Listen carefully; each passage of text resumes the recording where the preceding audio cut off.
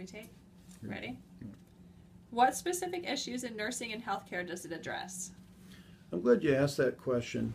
Traumatic stress and stress injuries have become a significant concern, most certainly over the world events of the past 10 years. Traditional disorder and illness-based approaches to trauma and life stressors and their associated treatments really focus on impairment or disorder and not prevention. And by having a discourse around stress injury, around being able to train nurses, EMTs, peers, how to recognize a stress injury and provide stress first aid is a potential significant game changer in the realm of health promotion and mental health promotion, particularly in response to disasters and traumas. It's important that we also recognize that people can have a stress injury with significant functional impairment but not be ill. And the activation of individual, family, and community resources to address those injuries is often more beneficial or a critical first step before clinical services. Great. So what would you say is the significance? Well, the significance of the work that I've done, particularly around stress injury, the recognition of stress injury and stress first aid, is that this is one of the first times in the history of mental health that myself and my other colleagues that have been doing this work are really talking about mental health and mental health promotion, about the strengths that individuals bring to their life experiences, and those resources that we tap into that often gets labeled as resilience. But it's more than just bouncing back. It's about engaging individuals, well, it's about recognizing when a stress injury has occurred and then engaging those individuals in a mindful and purposeful way that is helpful and hopefully not hurtful. What are the drawbacks to the current models of mental illness treatment? Well, the current models really tend to focus on disorder and that a certain criteria of impairment needs to be met before clinical services are started. And when we talk about community mental health and early interventions, it's not always about people who have a disorder, but for people who are really struggling and who are in an early stage of maybe beginning to use some coping strategies such as alcohol, avoidance, anger, that may very well end up leading to disorder. But it doesn't help us necessarily engage people in a prevention mode when maybe a little bit of intervention, a little bit of difference can have a really big impact. Great, thank you. What is the impact? Well, so far the impact of the work that I've been doing around stress injury and stress first aid is twofold. One, on a large organizational scale, the Department of the Navy, meaning for all sailors and all Marines, have used the concepts of a continuum of stress, of principles of stress first aid, as a way to begin a discourse, as a way of training and engaging peers, leaders, medical personnel, and mental health professionals all together in a way that's about conserving those individuals who are temporarily impaired because of stress.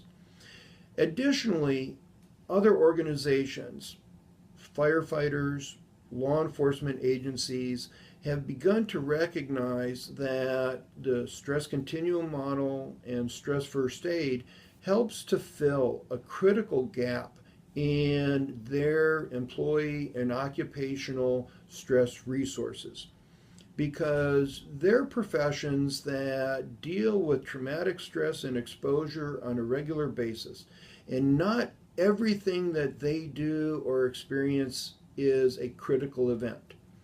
And if we're only waiting for events that may cause an impact on someone, then we're missing things like moral injury, we're missing wear and tear, fatigue without adequate resources, we're missing loss, and then we're also missing the combined effect or the cumulative effect of traumatic stress exposure. It may not be the first, second, or third issue.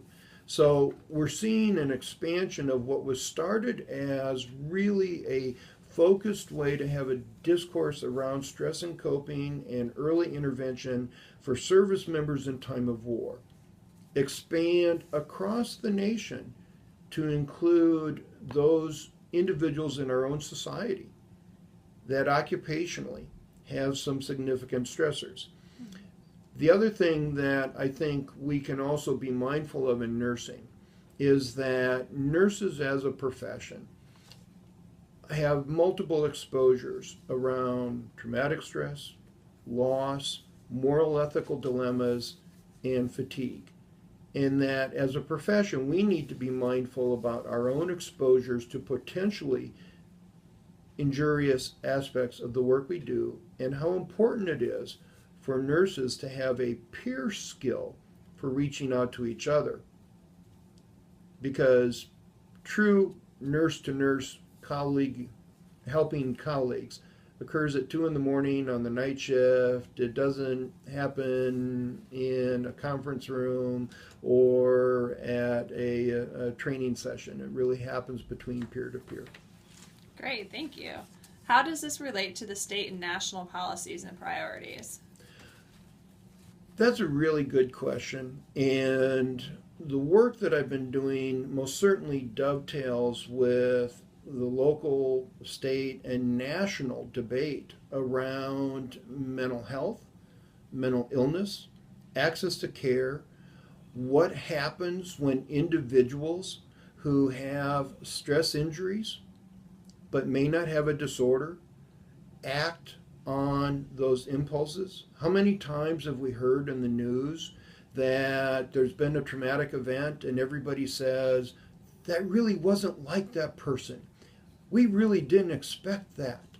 But yet, when the story unfolds, we often see issues around either a traumatic event or loss, parent, divorce, feeling ostracized from the community, moral ethical dilemmas, a sense of betrayal, or even fatigue. Young men and women that I can't take this anymore and act out. So what would it mean if, as part of our national and our state dialogue, that we not only talk about increasing the number of beds, increasing the number of mental illness-based resources, but that we also start doing and talking about community mental health outreach. And nurses, and psychiatric mental health nurses in particular, are in a really good position to weave the principles of stress first aid into our discussions with families, with patients, with community members, with teachers, with firefighters and police.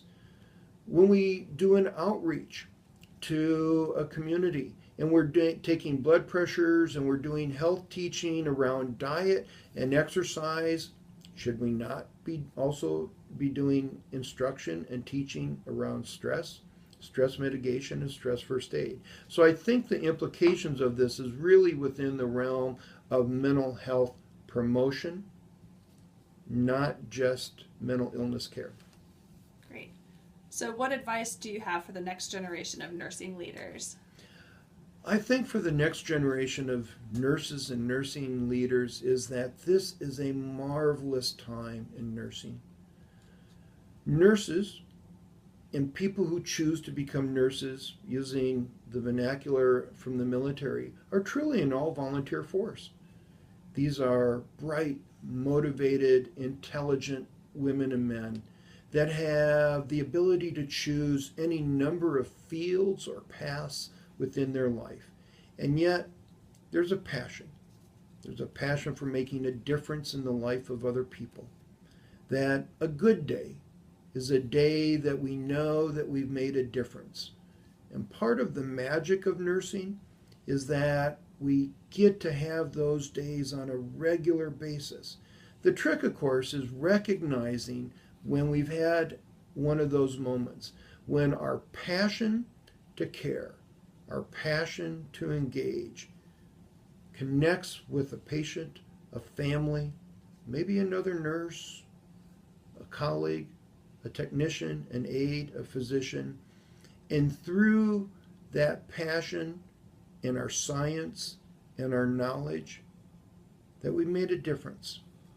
Not only a difference in that moment or a difference in that day, but very often a potential difference in a life.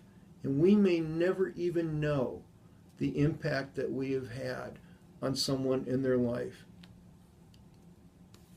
Great. Thank you, Dr. Westphal, for meeting with me. You're welcome, Michelle, and thank you for the invitation.